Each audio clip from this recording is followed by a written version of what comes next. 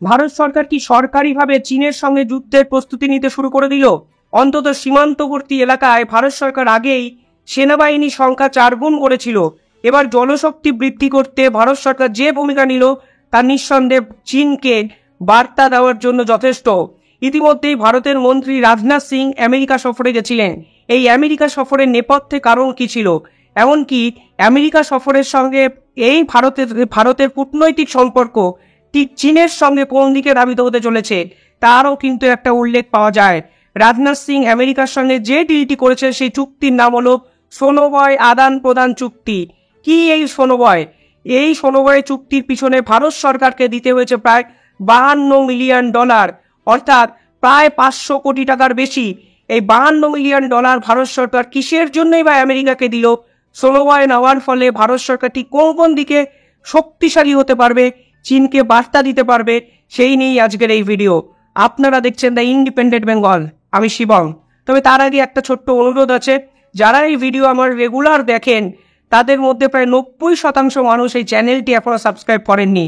যদি একবার সাবস্ক্রাইব করে দেন এবং বেল আইকন টিপে পাশে থাকে তাহলে পরবর্তীকালে এই ভিডিওর আপডেট আপনাদের কাছে আমি দিতে পারবো।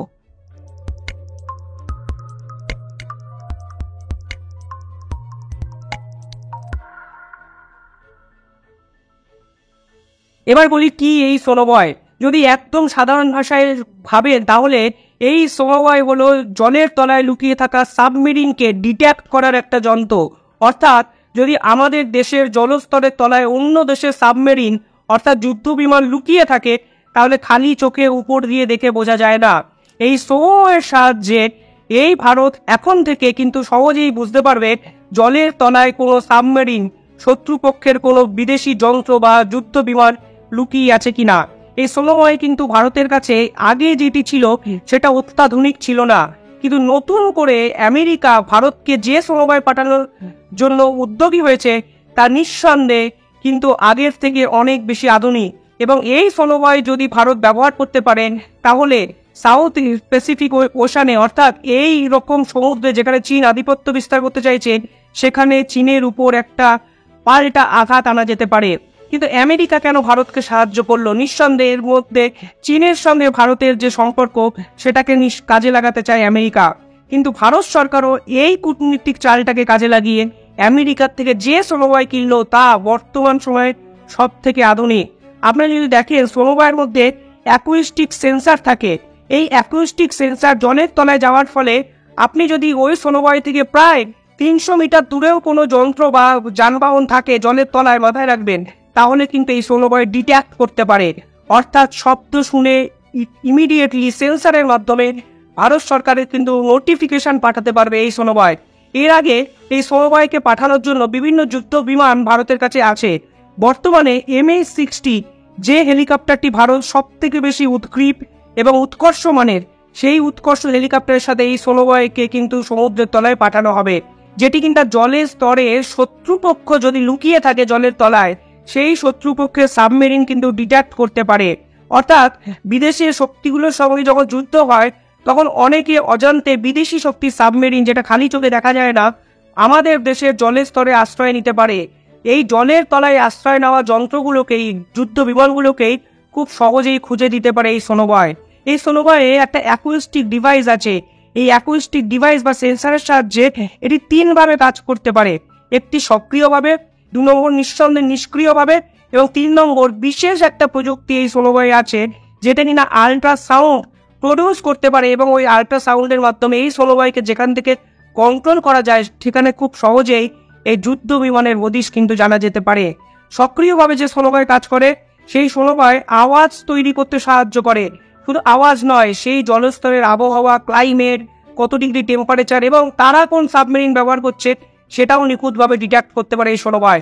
নিষ্ক্রিয় সোনোবয় কোনো আওয়াজ তৈরি করতে পারে না। অর্থাৎ সব থেকে বেশি কার্যকরী এই নিষ্ক্রিয় সোনোবয়, যেটির ব্যবহার করলে শত্রুপক্ষ জানতেই পারবে না। এর আগে ভারত P-81 মেরিন সার্ভিল্যান্স এবং অ্যান্টি সাবমেরিন ওয়েলফেয়ার এয়ারক্রাফটের জন্য 2টো সোনোবয় কিন্তু ব্যবহার করত। বর্তমানে ভারতের কাছে যে উৎকৃষ্ট মানের যুদ্ধ বিমান আছে সেই MH-60 ব্যবহার করার জন্য এই সোনোবয়কে কিন্তু ব্যবহার করা হবে বর্তমানে। এই যুদ্ধ বিমান থেকে সোনোবয়গুলো নির্দিষ্ট একটা দূরত্ব থেকে জলের তলায় ফেলে দেওয়া হবে এবং জলের তলায় ফেলে দেওয়ার পরে কোথায় কোন সাগরে এটা ব্যবহার করা হচ্ছে কেউ জানতে পারবে না, অদৃশ্য হয়ে যাবে। কিন্তু এই সোনোবায়ের অদৃশ্য সেন্সার ভারতকে সম্পূর্ণভাবে জানাতে সাহায্য করবে যে চৈনিক যুদ্ধবিমান জলের কোন তলায় আছে এবং স্পেসিফিক ওসিয়ানের কোন জায়গাটা চীন দখল করতে চাইছে। নিঃসন্দেহে ভারতের সামরিক শক্তি অভিযানে এক অত্যন্ত গুরুত্বপূর্ণ পদক্ষেপ নিল ভারত সরকার। শুধু তাই নয়, এই সোনোবাই এর আগে যেগুলো ছিল সেগুলোর থেকে এতটাই উৎকৃষ্ট মানের ব্যবহার করা হচ্ছে যে এই সোনোবাইকে শত্রুপক্ষ কোনোভাবেই খুঁজে পাবে না। 3 রকমের সোনোবাই বর্তমানে ভারতের কাছে আছে, 53G, 62F এবং 36। এই 3 রকমের সোনোবাইয়ের মধ্যে 36F এবং 56-এর উপরে 62F সোনোবাইটি হলো 5th জেনারেশন, অর্থাৎ অত্যাধুনিক একটা সোনোবাই।